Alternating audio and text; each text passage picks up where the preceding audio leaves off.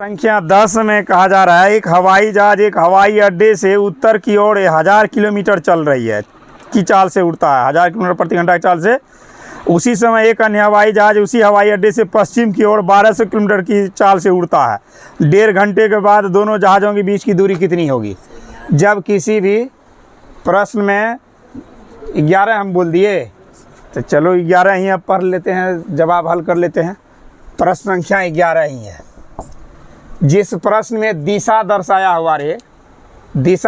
हुआ रहे तो तुरंत हम एक इस तरह का रेखा खींच लेंगे और इस पर हम दिशा दर्शा देंगे। यह हमेशा नक्शे पर उत्तर ऊपर की ओर और दक्षिण नीचे की ओर होता है। उसके बाद पूरब हमारा दाईं ओर और पश्चिम होता है बाईं ओर।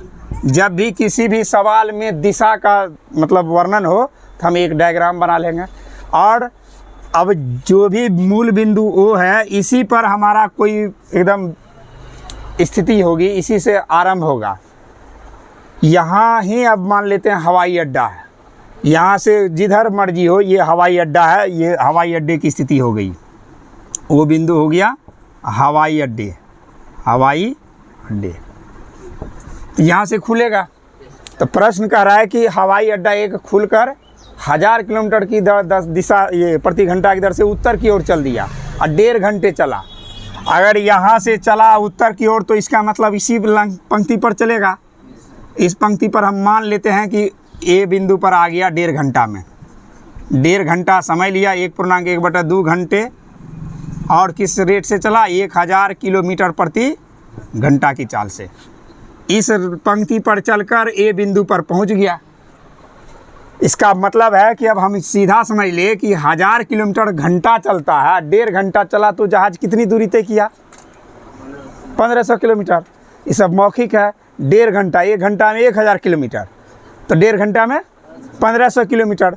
इस रेट से अगर चला तो यहाँ इसका दूरी हो गया हमारा 1500 किलोमीटर। कौन दूरी हो गया? 1500 OA ना। फिर दूसरी जहाज़ कहता है सेम उसी समय उसी हवाई अड्डे से पश्चिम की ओर 1200 किलोमीटर के चलता है। तो पश्चिम तो हमारा इधर है। इस हवाई जहाज़ का दिशा ये हो गया। मान लेते हैं ये हवाई जहाज़ C पर पहुंच गया। ये भी 1.5 घंटा चला, 1.5 घंटे। और ये किस रफ्तार से चला?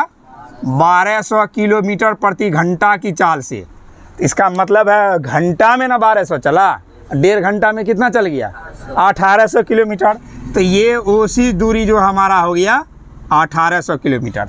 अब एगो जहाज़ C बिंदु पर है तो एगो जहाज़ A बिंदु पर है। दोनों A और C को मिला दो तो यही ना दोनों जहाज़ के बीच की दूरी हो गई। तो दोनों जहाज़ मिल के किसका निर्माण कर रहा है? समकोण त्रिभुज का निर्माण कर रहा है। अब समकोण त्रिभुज स्पष्ट रूप से निकाल लेते हैं, बाहर कर लेते हैं समकोण त्रिभुज को।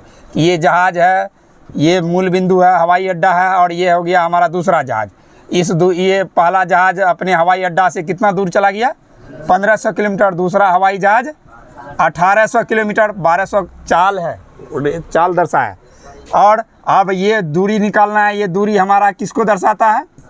कर्ण को। बस हम लिख देंगे त्रिभुज AOC में, त्रिभुज AOC में, यही त्रिभुज का नाम दे दिए ना।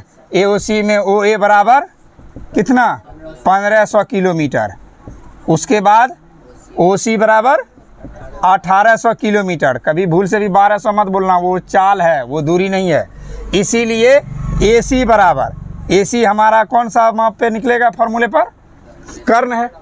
कर्ण जैसे निकालेंगे दोनों जहाज़ के बीच की दूरी निकल जाएगी। तो कर्ण बराबर फॉर्मूला होता है लंब स्क्वायर प्लस आधार स्क्वायर पर होल रूट।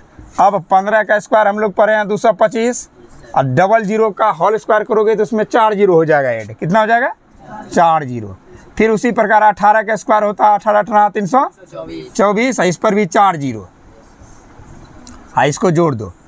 फिर हम 225 में 324 जोड़ेंगे। 225 और 324, 5 4 9 2 2 4 3 2 549 पर कितने जीरो हो जाएंगे? 4 जीरो। 1 2 3 4 जीरो। 549 किसका वर्गमूल होता है? तो हम लोग 23 का स्क्वायर शायद 529 होता है। 23 का स्क्वायर 529।